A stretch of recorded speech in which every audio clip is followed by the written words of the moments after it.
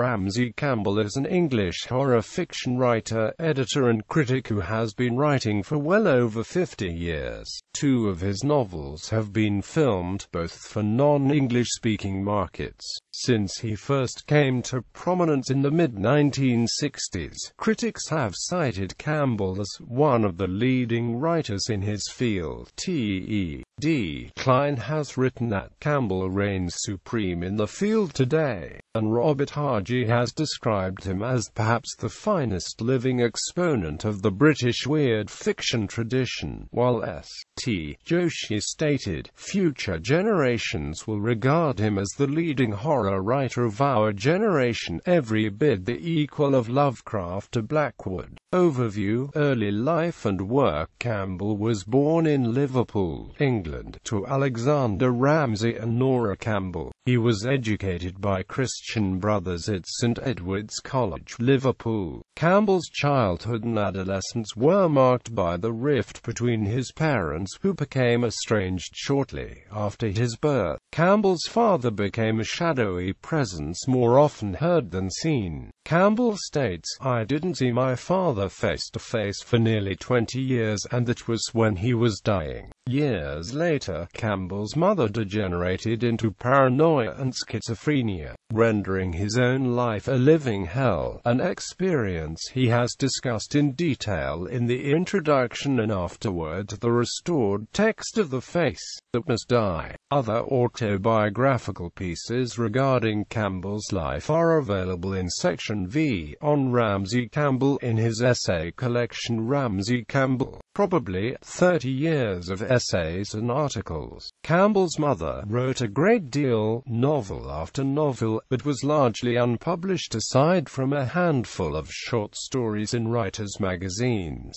Quote, "She encouraged her young son to send his writing off from an early age. Growing up in the blitzed landscape of post-war Liverpool, he avidly consumed the work of Lovecraft, Ambrose Bierce, Franz Kafka and the cinema of film noir. Ghostly Tales." Campbell's earliest tales, written when he was 11 years old, comprised a self-illustrated collection of 16 stories and a poem he entitled Ghostly Tales. Campbell intended to submit to Phantom, but his mother, who regarded literary success as a possible way of financing her escape from her disastrous marriage, persuaded him to wait until he had a whole book to show to publishers. His English teacher, Brother Kelly, used to have him read his stories to the class. Campbell submitted Ghostly Tales to numerous publishers including Tom Boardman, publisher. Boardman rejected it as they did not publish ghost stories, but his rejection letter included encouragement to Campbell to keep writing. This collection of juvenilia was published 30 years later as a special issue of Crypt of Cthulhu magazine titled Ghostly Tales. Crypt of Cthulhu 6, number 8, whole number 50, Michaelmas 1987, edited by Robert M. Price. It is of interest that, though the stories are mostly mainstream spectral lore, one story can be considered a very early mythos yarn. Another issue of this magazine, Crypt of Cthulhu number 43, titled The Tombhead and Others, collects various early stories, including some early drafts of tales later published revised in Campbell's first book, The Inhabitant of the Lake and Less Welcome Tenants. The manuscripts of Campbell's early tales are housed at the local history library of the Liverpool Public Libraries. The influence of H.P. Lovecraft and The Inhabitant of the Lake and Less Welcome Tenants. Campbell first encountered H.P. Lovecraft at age 8, via the story The Color Out of Space, which he found in the Groff Conklin anthology Strange Travels in Science Fiction, and within the next few years read The Rats in the Walls and The Dunwich Horror, encountered in the Wise and Fraser anthology Great Tales of Terror and the Supernatural. At the age of 12, Campbell attempted to write a novel titled Broken Moon, influenced by Arthur Machen, but it petered out after 50 pages. By the age of 14, he discovered Lovecraft's Cry Horror, a British edition of the collection entitled The Lurking Fear, and read it in one day. finding the fiction's sense of awesomeness as well as horror extraordinarily appealing. He had also read Arthur Machen's major horror stories by this age, and some works by John Dickson Carr, which led him to write a 100-page Carr pastiche titled Murder by Moonlight. On leaving school at age 16, Campbell went to work in the Inland Revenue as a tax officer. Campbell sold various of his early stories to editors including August Derleth and Robert A. W. Lowndes. His concept of what was possible in the weird genre became highly imbued with the influence of Lovecraft for the next few years. In December 1961, Campbell completed the story The Church in High Street, which he sent to August Derleth at Arkham House. Derleth accepted the story in February 1962, and it became Campbell's first professionally published tale, appearing in the Derleth-edited anthology Dark Mind, Dark Heart. Campbell wrote various other tales of the Cthulhu mythos between 1961 and 1963. Derleth gave the young writer invaluable advice on improving his writing style, forming his literary apprenticeship with stories modeled after Lovecraft's themes. Campbell's first collection, The Inhabitant of the Lake and Less Welcome Tenants, published when he was but 18 years old, collects his Lovecraftian pastiches to the date. At the suggestion of August Derleth, he rewrote many of his earliest stories, which he had originally set in the Massachusetts locales of Arkham, Dunwich and Innsmouth, and moved them to English settings in and around the fictional Gloucestershire city of Brichester, near the River Severn, creating his own Severn Valley milieu for Lovecraftian horrors. The invented locale of Brichester was deeply influenced by Campbell's native Liverpool, and much of his later work is set in the real locales of Liverpool and the Merseyside area. Campbell has written, in 1964, I was several kinds of lucky to find a publisher, and one kind depended on my having written a Lovecraftian book for Arkham House, the only publisher likely even to have considered it, and one of the very few then to be publishing horror. The title story of the collection introduces Campbell's invention of a tome of occult lore similar to Lovecraft's forbidden Necronomicon, The Revelations of Glararchy. His later work continues the focus on Liverpool. In particular, his 2005 novel Secret Stories both exemplifies and satirizes Liverpudlian speech, characters, humor and culture. The groundbreaking story Cold Print marked an end to Campbell's literary apprenticeship, taking the essence of Lovecraft out of the New England backwoods into a modern urban setting. Subsequently, Campbell briefly disavowed Lovecraft, while working on the radically experimental tales which would be published as the collection Demons by Daylight, but he later acknowledged Lovecraft's lasting influence, and his subsequent Cthulhu mythos tales, collected in Cold Print, confirm the transition from pastiche to homage, most notably in such tales as The Faces at Pine Dunes, and the eerily surreal The Voice on the Beach. The 1970s, Determined to Be Myself, Demons by Daylight, and early novels, with his stories written between 1964 and 1968, beginning with The Reshaping of Rossiter, A Garden at Night, and the successor. Campbell set out to be as unlike Lovecraft as possible, having discovered writers such as Vladimir Nabokov, Robert Eichmann, William Burroughs and Henry Miller, and such influences as the French New Novel. He became interested in expanding the stylistic possibilities of his work. He finished the collection that would become Demons by Daylight in 1968, but it would not see print until 1973.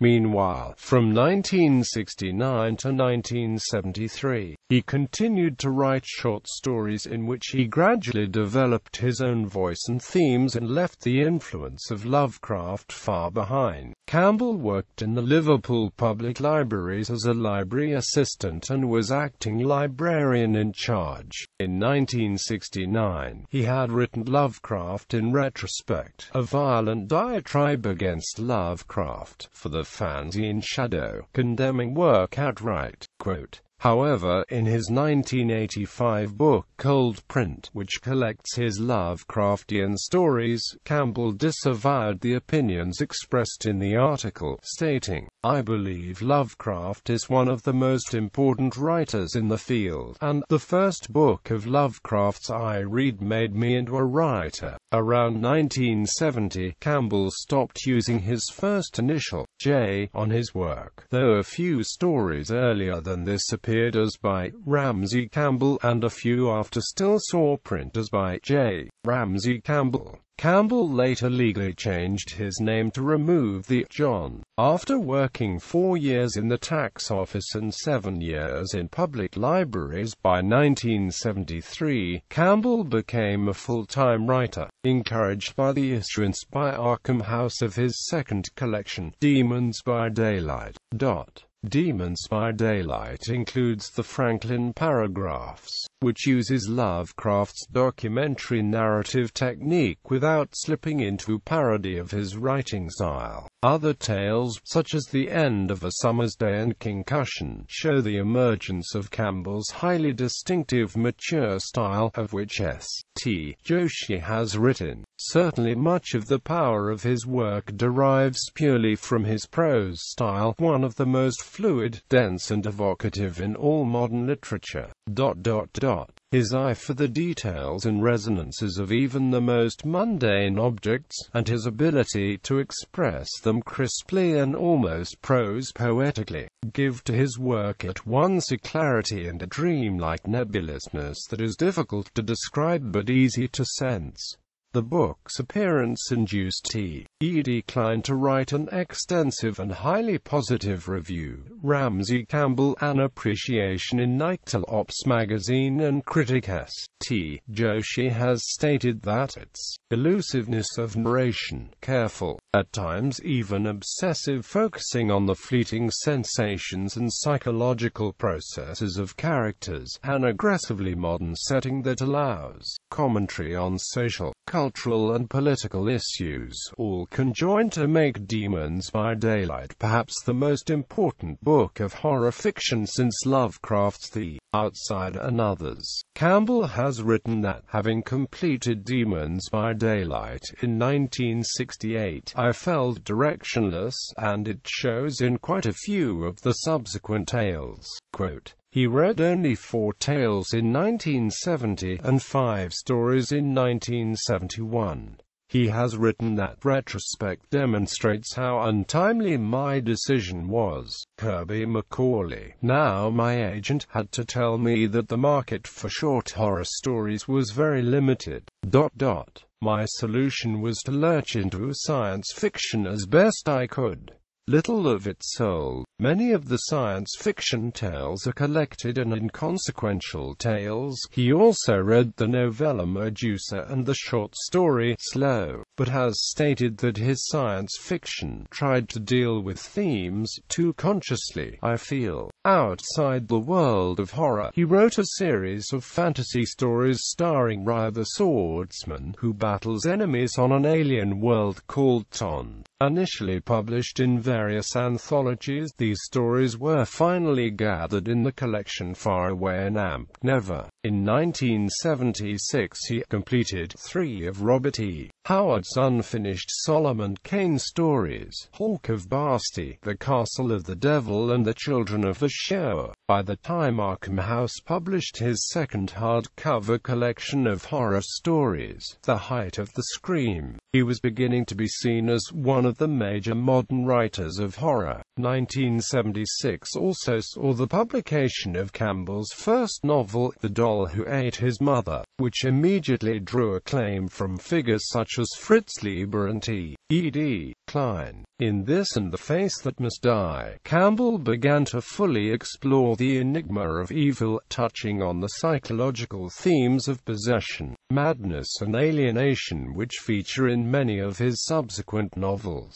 He also continued to write short stories, mainly supernatural, receiving the World Fantasy Award for The Chimney and Macintosh Willie. Campbell has been a lifelong enthusiast of film. Early stories such as The Reshaping of Rossiter show the influence of directors such as Alan Resnick, and as early as 1969 Campbell had become the film reviewer for BBC Radio Merseyside. As of 2013, he can currently be heard in Merseyside on the Friday edition of Breakfast, and less frequently on Claire Hamilton's Sunday show. A longer version of his reviews, Deliver to Air, appears on the Radio Merseyside website, where he also reviews DVDs. His love of old movies features prominently in two of Campbell's later novels, Ancient Images and The Grin of the Dark. Campbell wrote novelizations and introductions for a series of novelizations of Universal horror films. The series has a rather complex publishing history. They were published in paperback in 1977 in the US with uniform packaging by Barclay Medallion Books as the Universal Horror Library. All 6 of the Barclay editions were published under the house name Carl Dreadstone. All 6 of the US editions featured stills from the relevant films. It is believed the set was made available as box set in slipcase, as well as sold individually. Only 3 of the novels were actually written by Campbell, though he contributed introductions to all 6 volumes. No US hardcover edition of the series is known. Campbell's contributions to the series were Bride of Frankenstein, Dracula's Daughter and The Wolfman, published as Carl Dreadstone. 3 further novelizations which appeared under this house name were not by Campbell but written by other authors. Walter Harris wrote 2 of the novels, Werewolf of London and Creature from the Black Lagoon. The author of the 6th Dreadstone remains unknown. UK editions followed. In 1978, Universal Books published The Bride of Frankenstein together with Harris's The Werewolf of London and The Mummy under the Carl Dreadstone house name, with similar packaging under the title The Classic Library of Horror. A further 2 years would elapse before the rest of the series was issued in the UK. The last 3 of the series were issued by Star Books in 1980, and these 3 appeared under a different house name, E.K. Layton. These were Campbell's remaining 2 novels of the series, Dracula's Daughter and The Wolfman, together with Harris's Creature from the Black Lagoon. At least 1 hardcover omnibus was published, presumably prior to the UK paperbacks. The Classic Library of Horror omnibus, The Mummy and The Werewolf of London. Its existence suggests there may have been 2 companion hardcover omnibuses collecting the balance of the series,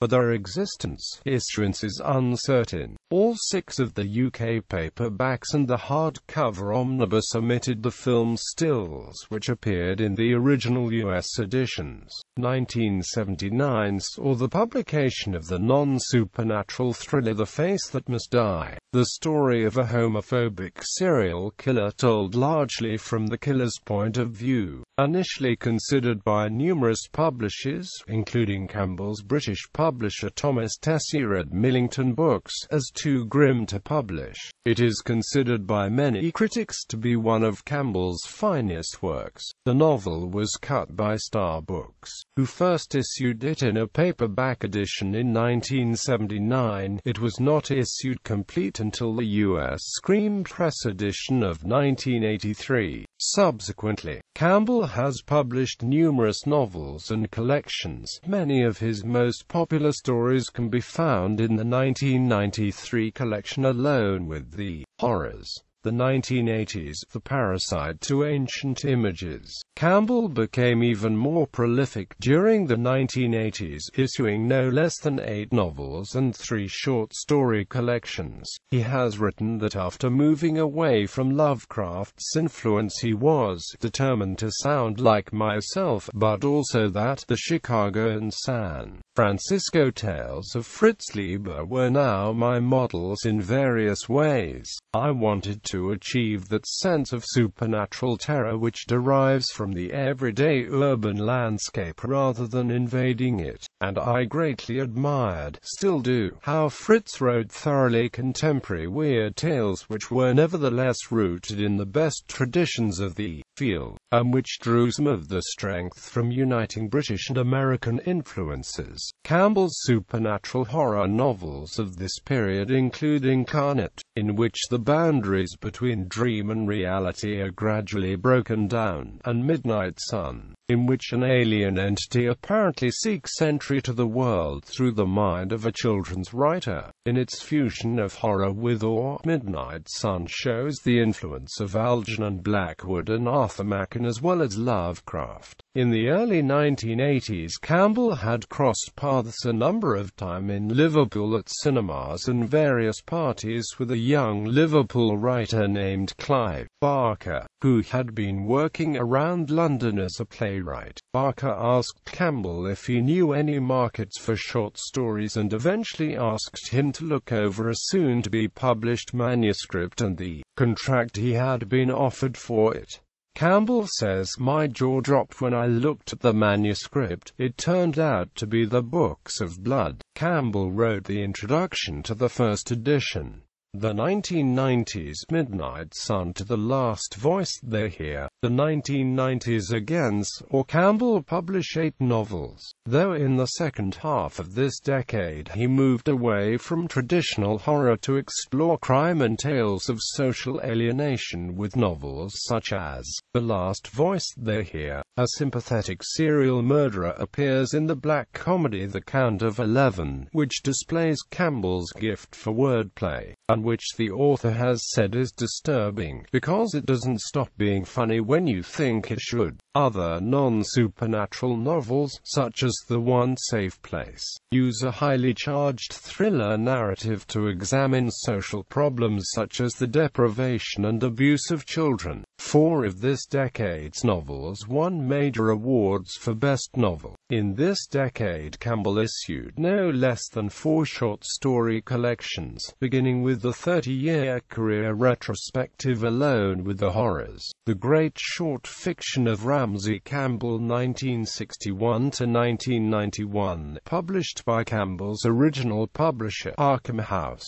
This volume, illustrated by Jeff K. Potter, is not a comprehensive collection of all the stories Campbell had published in those 30 years, but 39 tales which Campbell and his editor Jim Turner thought representative. 2 of this decade's short story collections won major awards for Best Collection. 2000 to present Silent Children to the Pretense. Campbell has continued his prolific output, publishing an average of a novel a year, plus standalone novellas. Since 2000, 3 of the novels have won major awards for Best Novel. He has also published 4 short story collections since 2000, one of which won Best Collection. Having spent a number of months working full-time in a border store, he wrote The Overnight, about bookshop staff trapped in the hellish workplace during an overnight shelf-filling shift. Also notable is the novella Needing Ghosts, a nightmarish work that blends the horrific and the comic. Campbell also contributed numerous articles on horror cinema to the Penguin Encyclopedia of Horror and the Supernatural. He reviewed films and DVDs weekly for BBC Radio Merseyside until 2007. He writes a monthly film column, Ramsey's Ramblings, for Video Watchdog magazine. His latest works have included a further collection of short fiction, Holes for Faces, which gathers together his work from the 2000s, the novellas The Last Revelation of Glarky and The Pretense for PS Publishing, and most recently the short story Reading the Signs, included in the Stone Skin Press horror anthology The New Gothic. Books edited. Campbell has also edited a number of anthologies, including New Tales of the Cthulhu Mythos, New Terrors and New Terrors 2, a groundbreaking 2-volume anthology series, and the first 5 volumes of the annual Best New Horror series. His 1992 anthology Uncanny Banquet was notable for including the first ever reprint of the obscure 1914 horror novel The Hole of the Pit by Adrian Ross. The gruesome book was a paperback anthology of horror tales for children. Campbell is extremely well read in the horror field, and some of his own literary influences are demonstrated by his selections for the 1988 anthology Fine Frights, Stories That Scared Me. Ramsey Campbell, probably a collection of Campbell's book reviews, film reviews, autobiographical writings and other non-fiction, was published in 2002. The book included reminiscences and appreciations of authors such as John Brunner, Bob Shaw and K. W. Jeter, and an extensive negative critique of Sean Hudson's Heathen, parodying Hudson's style. Personal life. He married Jenny Chandler, daughter of A. Bertram Chandler, on the 1st of January 1971, has 2 children, Tamsin and Matthew, and still lives in Merseyside. For many years he was the president of the British Fantasy Society. Bibliography. Novels: Medusa, The Doll Who Ate His Mother, The Bride of Frankenstein, Dracula's Daughter, The Wolf Man, The Face That Must Die, The Parasite, The Nameless, The Claw, Incarnate, Obsession, The Hungry Moon, The Influence, Ancient Images, Midnight Sun, Needing Ghosts, The Count of 11, The Long Lost, The One Safe Place, The House on Nazareth Hill, The Last Voice They Hear, Silent Children, Pact of the Fathers, The Darkest Part of the Woods, The Overnight, Secret Stories, The Grin of the Dark, Thieving Fear, Creatures of the Pool, Solomon Kane, The 7 Days of Cain, Ghosts Know, The Kind Folk, The Last Revelation of Glarky, The Pretense, Think Yourself Lucky, 13 Days by Sunset Beach, The Booking, The Searching Dead, Collections The Inhabitant of the Lake and Less Welcome Tenants, Demons by Daylight, The Height of the Scream, Dark Companions, Cold Print, The Tomb Heard and Others, Night Visions, The Hellbound Heart, Ghostly Tales, Dark Feasts, The World of Ramsey Campbell, Scared Stiff, Tales of Sex and Death, Waking Nightmares, Alone with the Horrors. Note: see full entry for variant contents. Strange Things and Stranger Places, Tales from Merseyside, and audio collection released by Necronomicon Press in conjunction with Atypical Productions. Running time 1 hour 30 minutes. Read by the author. Stories I, The Companion, Calling Card, The Guide Out of the Woods, Ghosts and Grisly Things, Told by the Dead, Inconsequential Tales, Just Behind You, Holes for Faces, Limericks of the Alarming and Phantasmal. Non-fiction. Ramsey Campbell, probably ed. S.D. Joshi. Ramsey Campbell, certainly ed. S.D. Joshi. As editor. Super Horror, New Terrors, New Tales of the Cthulhu Mythos, The Gruesome Book, Fine Frights, Stories That Scared Me, Best New Horror, Best New Horror 2, Best New Horror 3, Uncanny Banquet, Best New Horror 4, Deathport, Best New Horror 5, Meddling with Ghosts, Stories in the Tradition of M.R. James. Gathering the Bones. Critical Studies. Gary William Crawford's Reader's Guide to Campbell. Ramsey Campbell provides an overview of his work up to 1987.